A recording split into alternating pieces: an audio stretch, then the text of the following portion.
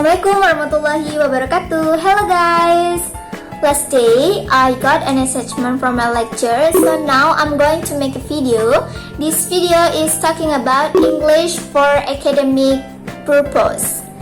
But before I continue my presentation, don't forget to like, subscribe and comment. So let's start. Okay, right now I'm going to explain about the definition of English for academic purpose. English for academic purpose or EAP is concerned with researching and teaching the English needed by those who use the language to perform academic tasks. The field originally arose out of the wider area of English for specific purpose or ESP, and over the last 2 decades has increased enormously in importance, driven by the global growth in the use of English for employment as well as academic research. Jadi dapat dikatakan bahwa bahasa Inggris merupakan bahasa yang bertujuan untuk bidang akademik yang berkaitan dengan penelitian dan pengajaran bahasa Inggris yang dibutuhkan oleh orang-orang guna untuk melakukan tugas akademik mereka. Nah, bidang awalnya ini muncul dari area bahasa Inggris yang lebih luas untuk tujuan tertentu atau yang biasa kita kenal dengan ESP, dan dalam beberapa dekade itu telah meningkat pesat yang didorong oleh pertumbuhan global dan penggunaan bahasa Inggris untuk pekerjaan serta penelitian akademik. Okay, next. Okay guys, on this slide you can see concept map from the English for academic purpose. For the first one is EAP and corpora, and here I will explain what is EAP and corpora. A corpus can be defined as a collection of texts complying according to set criteria in EAP. As in many other areas of language study, their use has an enormous impact. In particular, description of academic discourse derived from large corpora have been used in the production of reference material, according to Bieber et al. 1999. Jadi, korpus dapat didefinisikan sebagai kumpulan teks yang disusun sesuai dengan kriteria yang telah ditetapkan dalam EAP. Seperti di banyak bidang studi bahasa lainnya, penggunaannya memiliki dampak yang sangat besar. Secara khusus, deskripsi wancana akademis yang berasal dari corpora besar telah digunakan dalam produksi bahan referensi. Nah, ini didasarkan pada Bieber et al. Pada tahun 1999. Okay, next I have EAP and genre. The notion of genre has proved extremely valuable and productive in the analysis and pedagogy of EAP, and has been associated with 3 different approaches deriving from different traditions. This is according from Heaton 1996. Common to the 3 approach, however, is a conception of genres as situated social practice, and thus they all share a concern with both the social contents as areas of ESP research well as the linguistic features of genre. Indeed, based on Trady 2011 argues the early tension between the 3 traditions have now become productive.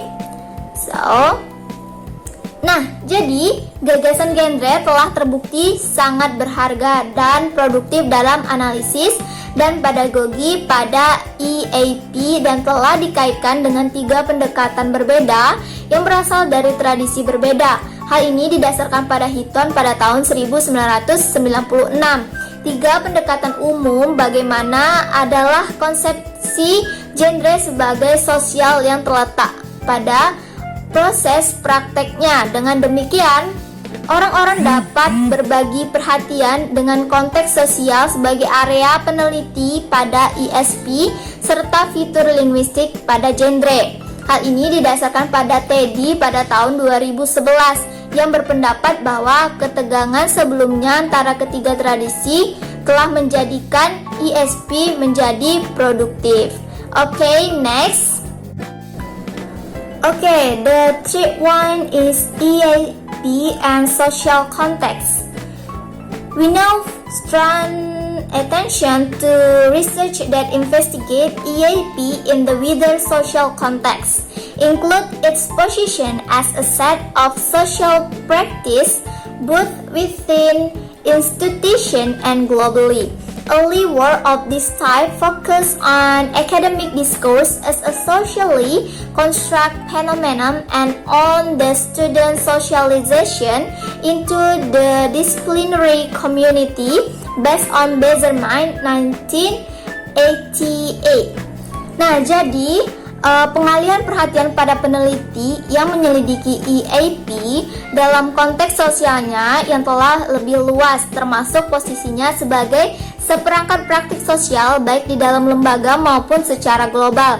Karya awal jenis ini difokuskan pada wacana akademik sebagai fenomena yang dibangun secara sosial dan pada sosialisasi siswa ke dalam komunitas disipliner. Yang ini didasarkan pada Bazerman pada tahun 1988 dan juga oleh Berkorter dan Haki pada tahun 1995. Okay, next. So, on this slide, you can see the example of the English for academic purpose. So, the first one is the EAP and corpora, and then EAP and genre, and also EAP and social context. Next. Okay guys, the last slide is about conclusion.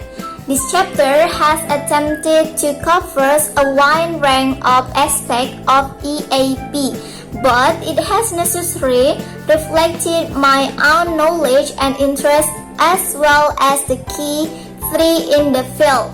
This much of the research report here deals with written in course, in large part because written production is still the main means of assessment in the academic, and there has been a major research and pedagogical effort directed toward high-stake written genres. Similarly, the chapter has tended to focus on tertiary level context, reflecting the fact that much of the impetus of EAP research has emanated from university setting, in which practitioners are better researched to carry out this work.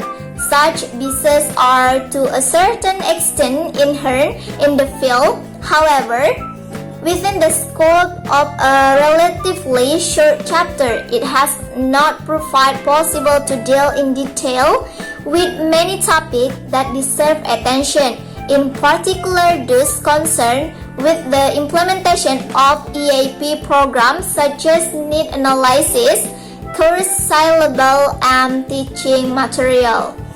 So, jadi bab ini telah mencoba untuk mencakup berbagai aspek pada EAP atau EAP ya, tetapi telah mencerminkan pengetahuan dan minat saya sendiri serta tren utama di lapangan.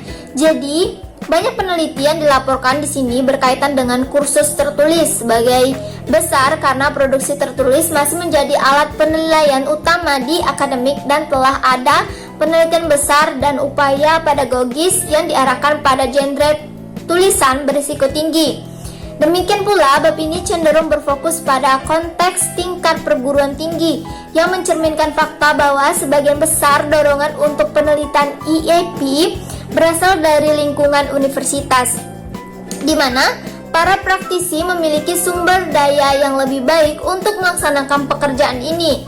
Biasanya semacam ini sampai batas tertentu melekat di lapangan tersebut atau di mana tempat peneliti itu melakukan academic purpose mereka. Namun demikian, dalam ruang lingkup bab yang relatif pendek juga belum terbukti mungkin untuk membahas secara rinci tentang banyaknya topik yang perlu diperhatikan, khususnya yang berkaitan dengan pelaksanaan program EAP seperti analisis kebutuhan, silabus kursus, dan bahan ajar. Okay guys, I think that's all my presentation. I'm so sorry if I got many mistakes. Thank you so much for your attention. See you on the next video. Bye bye.